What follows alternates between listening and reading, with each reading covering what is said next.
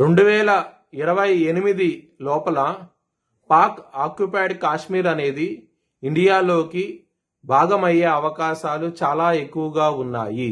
జై శ్రీరామ్. 2022 నుంచి 2025 అక్టోబర్ వరకు మొత్తం 19 ప్రెడిక్షన్స్ అనేవి నేను చెప్పినట్టు జరిగినాయి.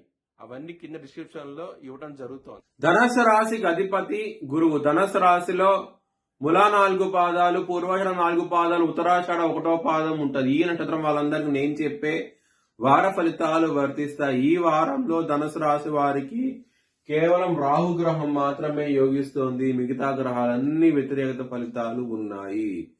మీరు శివుణ్ణి ఆరాధించండి. శివుడు బోలాశంకరుడు. శివుణ్ణి కనుక ఆరాధిస్తే నవగ్రహాలు ఆయన ఆధీనంలో ఉంటాయి కాబట్టి మీకు మంచి జరుగుతుంది. ఈ వారంలో మీరు గోధుమలు కనుక బ్రాహ్మణుడి దానం చేస్తే కనుక చాలా చాలా మంచి ఫలితాలు ఉంటాయి. అలాగే ఇక్కడ 4వ స్థానంలో శని ఉన్నాడు. అర్ధాశ్రమ శని నడుస్తోంది. కొంచెం శనివారం పూట తైలాభిషేకం లాంటివి చేయించుకుంటే కనుక చాలా చాలా మంచి ఫలితాలు ఉంటాయి. గురువారం రోజున, శనివారం రోజున ముఖ్యమైన పనులు స్టార్ట్ చేసిన ఖచ్చితంగా విజయం సాధిస్తారు. మంగళవారం రోజున మాత్రం ముఖ్యమైన పనులు స్టార్ట్ చేయకండి. స్టార్ట్ చేసిన వ్యతిరేక ఫలితాలు వస్తాయి. ధన నష్టం వచ్చే అవకాశం ఉంటది. చాలా చాలా ఇబ్బందులు అయితే ఎదురవుతారు. ధనుసు రాశి వారికి కుటుంబాధిపతి అయిన శని 4వ స్థానంలో ఉన్నారు. ఇబ్బందులు ఉంటాయి. కుటుంబ పరంగా మాత్రం చాలా చాలా జాగ్రత్తగా ఉండండి. ధన పరంగా కూడాను మీకు అంత అనుకూలంగా అయితే లేదు. మీకు సకాలంలో చేతికి ధనం అనేది వచ్చే అవకాశాలు మాత్రం చాలా తక్కువగా ఉన్నాయి. ఇన్వెస్ట్మెంట్స్ చేయకండి. ఇన్వెస్ట్మెంట్స్ చేస్తే కనుక చాలా చాలా ఇబ్బందులు ఎదురవుతాయి. లవర్స్ కి మాత్రం చాలా బ్యాడ్ టైం నడుస్తోంది.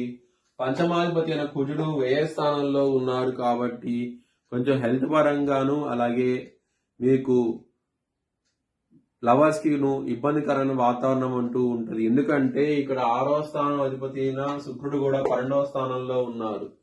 మళ్ళీ శత్రువులు కూడా ఎక్కువగా ఉంటారు.